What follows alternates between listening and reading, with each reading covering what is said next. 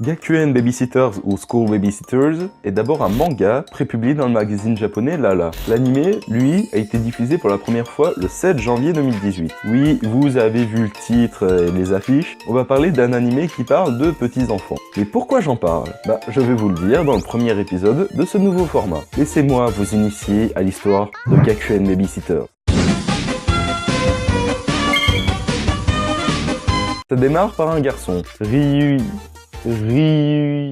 Ryuichi Kashima, qui débarque dans une école avec son petit frère Kotaro. Et regardez-moi ça, mais il est trop mignon, il a croqué. On apprend que ces deux-là sont hébergés par la directrice de cette école. Vous demandez sûrement pourquoi? Eh bien c'est simple et triste. Leurs parents sont morts dans un accident d'avion. Et la directrice accepte de les héberger puisque des membres de sa famille sont morts dans exactement le même accident.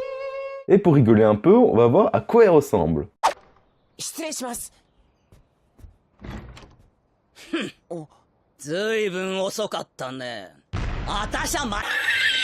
Elle a par contre une raison un peu plus particulière pour accepter de les héberger.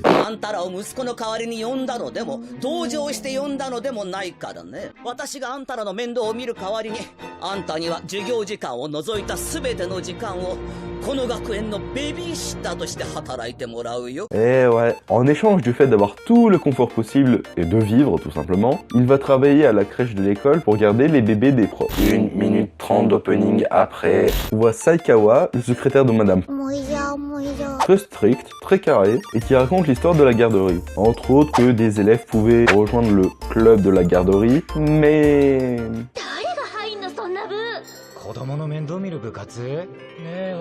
Ryuichi fait ensuite la connaissance de Monsieur Usaida, qui travaille à la crèche, et des 4 enfants dont il va avoir à s'occuper. Et...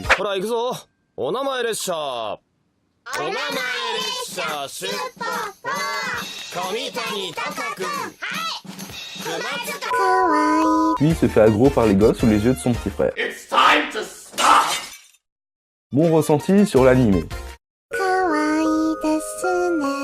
C'est un anime qu'on pourrait nommer Slice of Life, littéralement tranche de vie. Il n'y a pas vraiment de ligne directrice. À partir de l'épisode 3 ou 4, chaque demi-épisode est une histoire quasi indépendante. On voit tout de même les personnages évoluer dans un environnement coloré, avec des petits personnages touchants et des gags de temps en temps. Sincèrement, je vous le conseille, à part si vous avez la même maladie qu'Antoine Daniel.